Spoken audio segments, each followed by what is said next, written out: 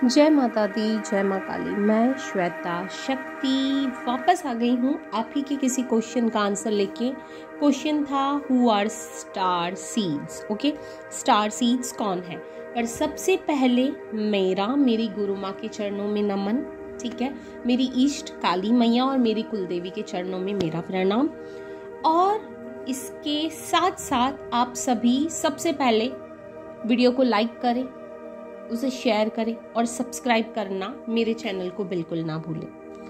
तो चलिए अब हम बात करते हैं हु आर स्टार सीड्स। ठीक है, अब यहाँ आप देखोगे इस पे लिखा है I am a star seed and my frequency is love.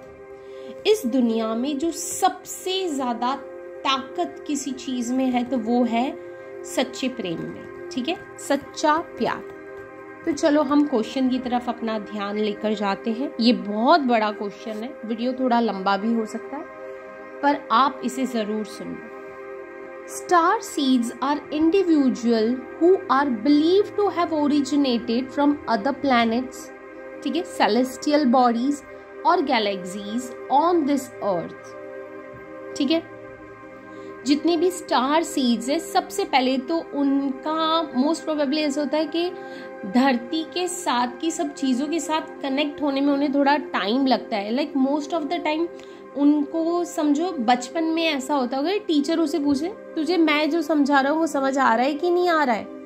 Parents भी ये बोल देंगे कि क्या बुत के जैसे खड़ा है, कुछ समझ आ रहा है कि नहीं आ रहा है। ठीक है, मोस्ट ऑफ द टाइम जो स्टार सीड्स होते हैं वो ह्यूमन रेस के साथ उस तरह से कनेक्ट नहीं हो पाते।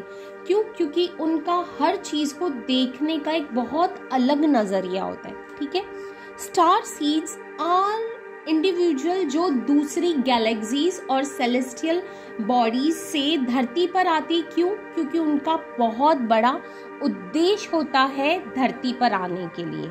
ठीक है, उनका उद्देश्य क्या हो रहा होता है कि हर उस बीइंग को जिसका लाइफ पर्पस वो भूल रहे होते हैं उन्हें उनका लाइफ पर्पस याद दिलाना। पर सबसे पहले उन्हें खुद को भी एक्नॉलेजमेंट आनी चाहिए कि वो एक स्टार सीड्स है। कई बार ऐसा होता है कि स्टार सीड्स आते हैं और एक्नॉलेजमेंट के बिना ही वापस चले जाते हैं। So the star seeds are the one beings who have spiritual powers. Okay, उनके पास बहुत स्पिरिचुअल पावर्स होता है। Most of the time star seeds जो भी होते हैं वो पढ़ाई में लाइक 90s और 80s में नहीं होते हैं, वो 50s से 70s के बीच के परसेंटेज लाते हैं। ठीक है, ये एक और मैं छोटे छोटे एग्जाम्पल्स बता रही हूँ। क्यों? क्योंकि उनको चीज़ों को देखने का तरीका बहुत अलग होता है। अब मैं बताती हूँ वो किस नज़रिए से चीज़ों को देखते हैं। तो इसे हम लेकर आते सेकेंड टॉपिक है ट्रेट्स ऑफ स्टार सीड्स। आपको कैसे पता चले कि आप एक स्टार सीड्स हैं? ठीक है, star seeds they can think beyond time.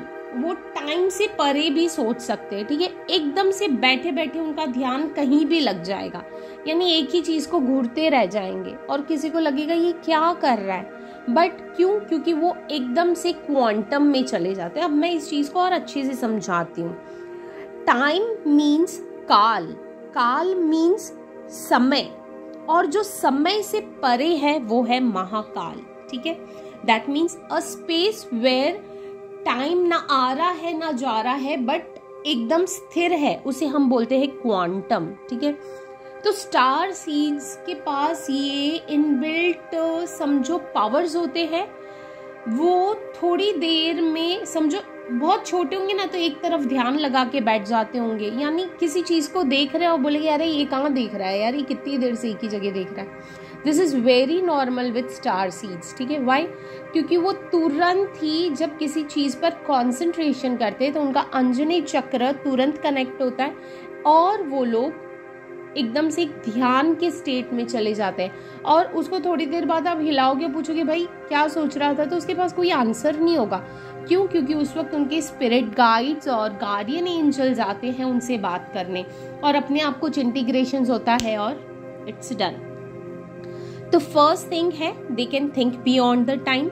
Second, they are strong empath. ठीक है, स्टार सीड्स के साथ एक चीज बहुत ऐसी होती है कि जैसे किसी जानवर को तकलीफ हुई या घर में पेड़ पौधे काट लिए या समझो उन्हें लोगों की तकलीफ से तकलीफ भी बहुत ज़्यादा हो जाती है, और एकदम से कोई अजनबी होगा वो बहुत खुशी, उनकी खुशी से वो खुश भी हो जाते हैं। क्यों? Because they are empath, they can feel both the thing, pain और सॉरो अराउंड देम। ठीक है, तो स्टार सीड के लिए बहुत ज़्यादा ज़रूरी है कि वो खुद की ऑरा को प्रोटेक्ट करके रखे, क्योंकि कई बार ऐसा होता है कि स्टार सीड्स जो कि एम्पैथ होते हैं उनका एनर्जी बहुत जल्दी ड्रेन हो जाता है, because they are so many energy vampires जो ऐसी होड़ में होते हैं कि वो स्टार सीड से कनेक्ट करे, क्योंकि वो उनकी एनर्जी पे फिर जीते हैं। ठीक है, अब इसके बारे में अगर आपको जानना है तो मैं इस पर भी एक और वीडियो बना दूंगी, और अगर अभी तक आपने मेरे पेज को लाइक नहीं किया और इसे शेयर नहीं किया तो तुरंत कर दीजिए प्लीज यार, मोटिवेशन मिलता है। Now the third point is they have inner wisdom. उनका हर चीज को देखने का एक अलग ही नजरिया होगा। ठीक है, star seeds have quality, they have different aspects for all the things around them. ठीक है, अब जैसे नॉर्मल लोग चीज़ों को देखते हैं, स्टार सीड्स का बहुत ऐसा होता है कि वो हर चीज़ को बहुत गहराई से देखेंगे, और किसी भी फॉर एग्जाम्पल आप एक हनी बी को देखोगे तो आपको जैसे बता दिया गया अच्छा इसका काम है, ये एक हनी बी है और ये हनी बनाती है। ठीक है, आपने उसको एक्सेप्ट कर लिया, बट एक स्टार सीड है ना, वो क्या करेगा, अच्छा ये हनी भी है तो ये हनी कैसे बनाती, अच्छा ये फूल में जाते हैं, फ्लावर में जा रहे हैं, उसका पराग ले रहे, वो उसकी हर चीज देखेंगे कि हनी बी फ्लावर के साथ कैसे बैठी है, वो क्या कर रही है, लाइक उसका मोमेंट कैसा है, वो किस तरह से घूम रही है, एवरीथिंग। वो एक एक माइनर चीजें उसके बारे में स्टडी करते हैं।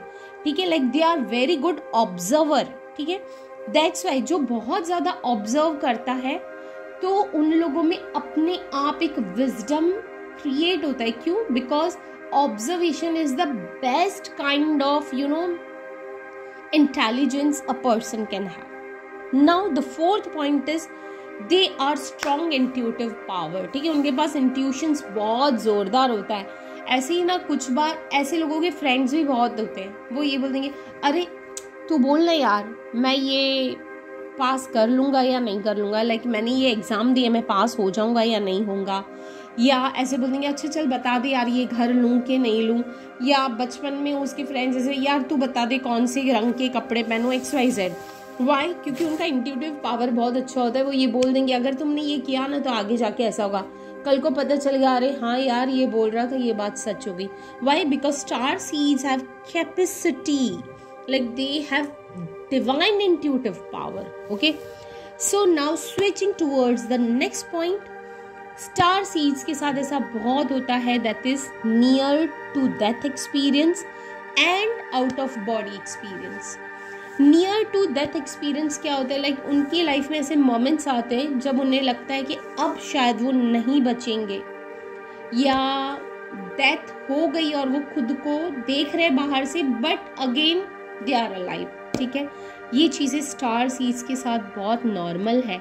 Out of body experience most of the time ऐसा होता है कि रात में वो सो रहे हैं बट वो एस्ट्रल ट्रैवल कर लेते हैं उस टाइम पे। ठीक है, वाई? क्योंकि उनका जो मैंने पहले ही पॉइंट में बताया कि वो बहुत ज़्यादा कनेक्ट करते हैं काल से, ठीक है, महाकाल से। तो when they are so much connected with this thing तो क्वांटम में जाना बहुत इजी हो जाता है, और आउट ऑफ बॉडी एक्सपीरियंस होना is again very natural with star seeds.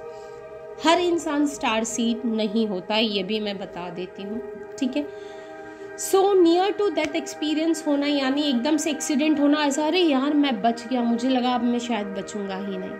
ठीक है, because that is also kind of calling, वो एक अवेकनिंग होती है, आपको रियलाइज कराया जाता है आपके गाइड्स के द्वारा, भैया याद कर लो आप इस दुनिया में क्यों आए हो। आप बहुत सारे स्पिरिचुअल स्पीकर्स को देखोगे, वो बोलेंगे यार ऐसा ऐसा हुआ था ना तो मुझे लगा था अब मैं बचूंगा ही नहीं, पर देखो आज मैं जिंदा हूँ। क्यों? क्योंकि आपका एक लाइफ पर्पस था, इसलिए आप यहाँ हो।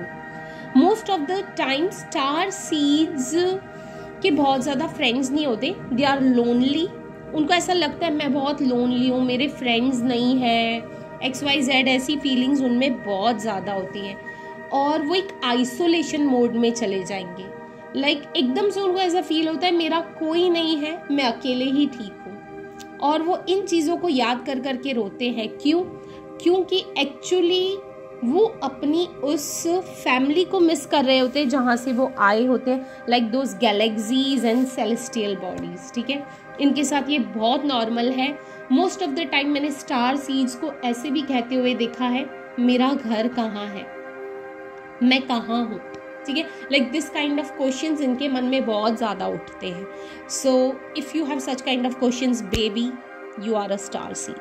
Now the last point is they are very helpful, kind and generous. क्यों? Indeed है यार, अपनी फैमिली से दूर वो एक अलग प्लेनेट पे आए हुए हैं। ठीक है, आप लोगों की मदद के लिए, खास करके वो ह्यूमन बींग्स की मदद के लिए ही यहाँ आए हैं। अब इस बीच वो कई बार मिस करते हैं अपनी सोल फैमिली और सोल ट्राइब को। उनकी सोल फैमिली के लोग यहाँ होते हैं, पर वो कुछ टाइम के लिए उनसे कनेक्ट करते हैं और फिर वो दूर भी हो जाते हैं। ठीक है, so this is all I want to tell you about who are star seeds. Star seeds कौन होते हैं, क्या होते हैं। आई होप मेरा ये वीडियो आप तक एक गाइडेंस लेकर आया हो।